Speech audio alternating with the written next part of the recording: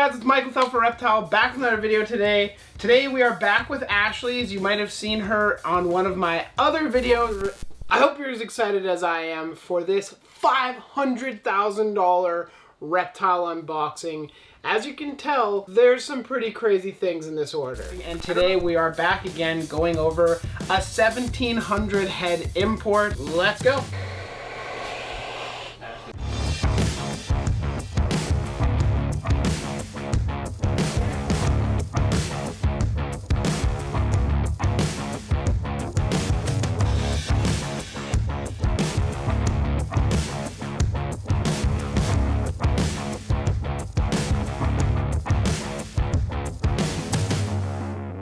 Will CITES be getting rid of your dragons?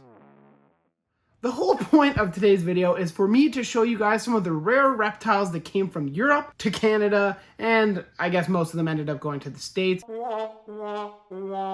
Of those reptiles, specifically, I'm here to show you mostly all Australian reptiles for one specific reason. And that reason is because CITES 3 recently had a new revision done to it. That revision added a whole bunch of super common reptiles from Australia to CITES, making it very expensive and potentially very challenging to get. This video is a little bit late. The revision actually did end up happening June 22nd. So as of right now, we're kind of in Australian import limbo. We don't really know what's going to be allowed, how to get the permits. It's all up in the air. Now, if you guys are curious as to what the heck I'm talking about, what is CITES, what do they do, why is it a thing, that kind of deal, I was making a whole video about that. Let me know if you guys want all that information, just as kind of a FYI type video. Now that I've kind of introduced the video, before we hop back and talk to Ashley, I did want to let you guys know that A, there are more than just Australian species in here. As you guys will see, there's a ton of really cool stuff. And B, if you guys are interested in supporting the channel, seeing more frog builds, more room updates, and some incredible vivarium tours coming in the very near future, make sure you click subscribe to this channel. And while you're down there, it's free. You might as well toss me a like. It helps me out. It helps the algorithm. Now, before we go checking out these Australian reptiles that we mostly can't get anymore, we got to talk to Ashley and see what she's all about. So let's go. So I've been a reptile keeper now for roughly 17 years now. Currently I keep speckled racers. I do keep the Bengkulu cat snakes. I have my favorites are my Chinese false cobras. That's great what she does, you guys. I'll leave all of her links and everything down below. Northern Lights Reptile Importers, Ashley Dezan on Facebook. You can contact her there if you're looking to import things you do anywhere to Canada, and then Canada to like the US, yes, and etc. Yeah. So if you guys are in the States, you guys can also contact her if there's stuff you're looking for. Let's get into this extravaganza of showing as many cool Australian species that you guys won't see much anymore. This is actually going to be one of the last Australian imports from Europe. And being that it was the last import, let's start it off strong with Carphodactylus laevis.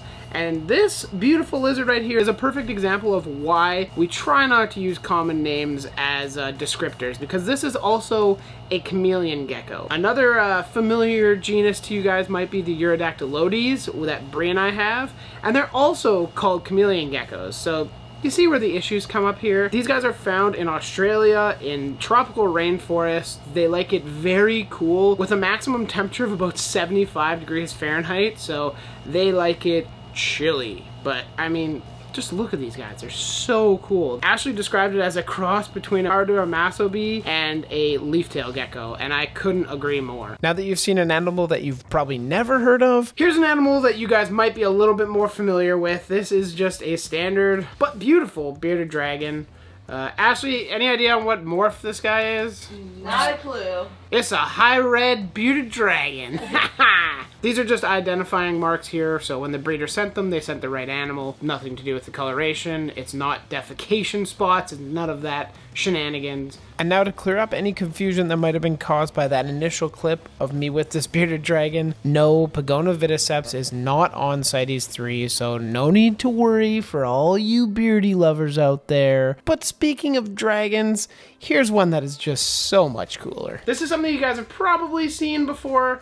But if you haven't, this is an Australian water dragon. These guys are relatively rare in captivity, especially here in Canada. In Australia, however, these guys are like pigeons. They are everywhere. This guy here has a regen tail, but he's adult male. I have no idea how old exactly he is, but several years old, looking fantastic. His colorations are absolutely gorgeous. Honestly, you guys, if you guys are considering keeping a water dragon of any kind, I would strongly recommend the Aussies over the Chinese water dragons. The nice part about buying an Australian water dragon is that they'll be captive bred. You don't have to worry about any issues coming from the wild capture of them. These guys will all be wild.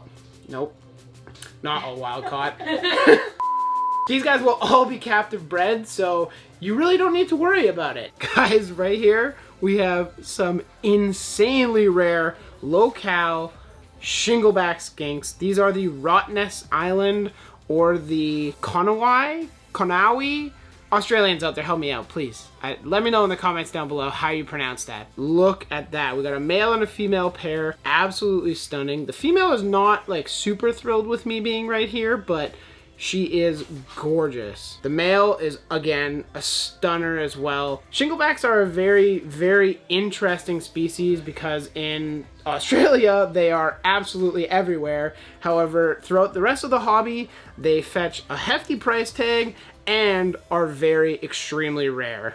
I'm so happy I got to see these guys in person before CITES takes over. Now, unlike the bearded dragons, Tytula, the blue-tongue genus, got smacked by CITES. Pretty much all Tytula are now CITES 3, so that makes them extremely difficult to get your hands on. So to those of you who have their shingleback skinks already in the States, congrats. I'm very jealous of you, and I hope you are very successful with them in the future. Let's just try and stay positive and check out this little tiny Agurnia. Signitos. Their Latin name comes from a red dwarf star.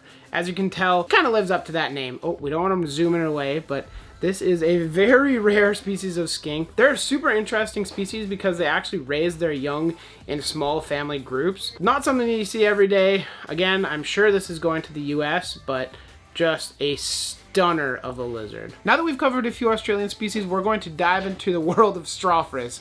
Let's get going. Let's start off the Strophrus genus strong with Strophrus spinageris. The common name for these guys is the southwestern spiny-tailed gecko. Like their common name suggests, they are found in the very most southern and western portions of Australia. As with pretty much all of the Strophrus, they are bush dwellers. They like to stay in thickets of small branches, and they blend in surprisingly well, even with those bright golden yellow eyes. Now, unfortunately, many of the Strophrus are not super well documented and don't have a ton of information available online. So let's just move on to the golden spiny-tailed gecko, or the Strophrus tinicata. These guys are an incredibly beautiful species of gecko that have beautiful black speckling across their entire body, but are most notably characterized by their bright red eyes and the beautiful golden colored stripe down their entire tail. These guys can be found ranging throughout New South Wales as well as through Queensland. As with all Strophrus,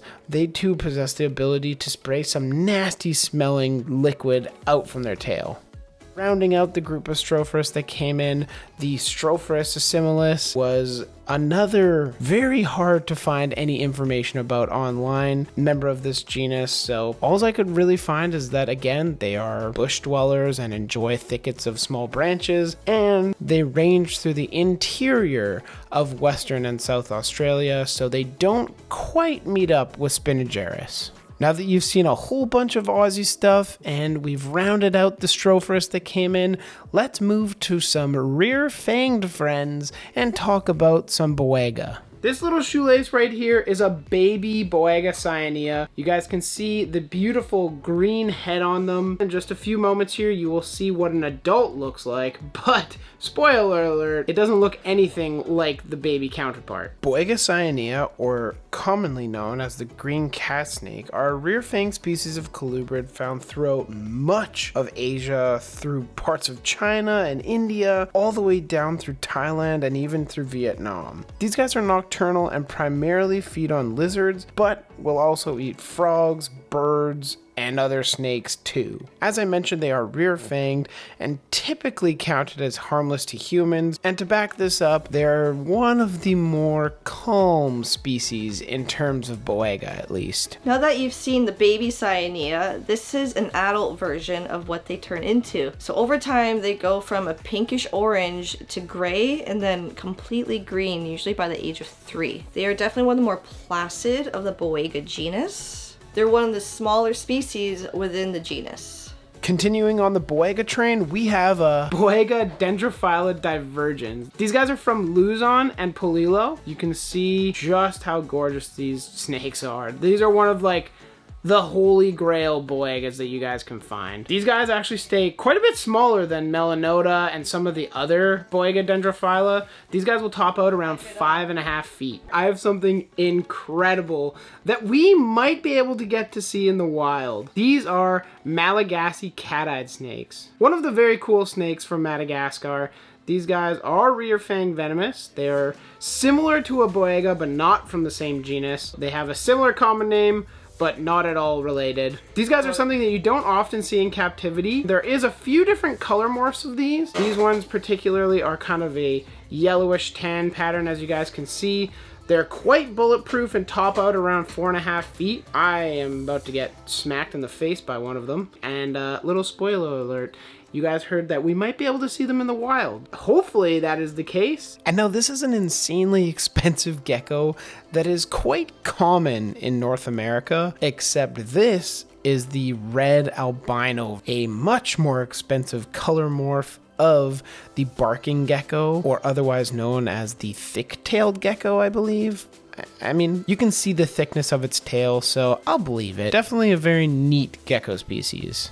And next up is the red Hyponephorus levis, otherwise known as the 3-lined knob-tailed gecko. Man, they're cool. They have such a robust head structure and a very uniquely shaped tail. Levis actually means smooth, and that is pertaining to their other common name and why we love common names so much, the smooth knob-tailed gecko. So there's another knob-tailed gecko that is called the rough knob-tailed gecko. Well, this is the smooth counterpart. This one right here is actually an adult male and won't really get any bigger. In the wild, they inhabit a wide range of habitats from arid to open woodland, and like the Underwoodosaurus milli, they are a lot more cold tolerant than the other animals in their natural range. So what they end up doing is using that to their advantage and going to have some delicious snacks when the other animals are cold stunned.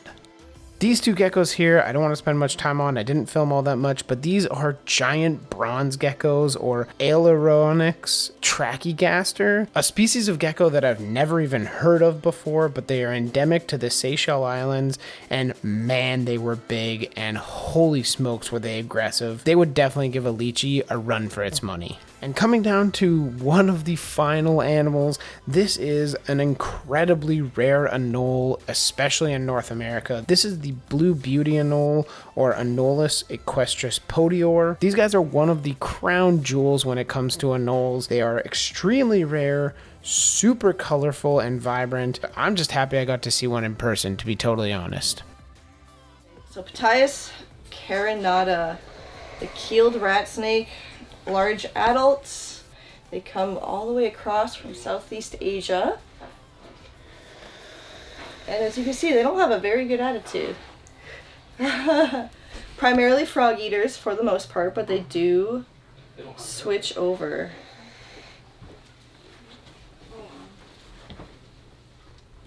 Oh, and these are one of the very few snakes that vocalize. Look at it. Right? I want some. I can feel his heartbeat. Yes. They're so beautiful. Oh yeah, this is the melanistic variant too. I like the Oh, that's melanistic? Yeah, it's a common, no, I won't say common, but it is a naturally occurring. natural occurring morph, yeah.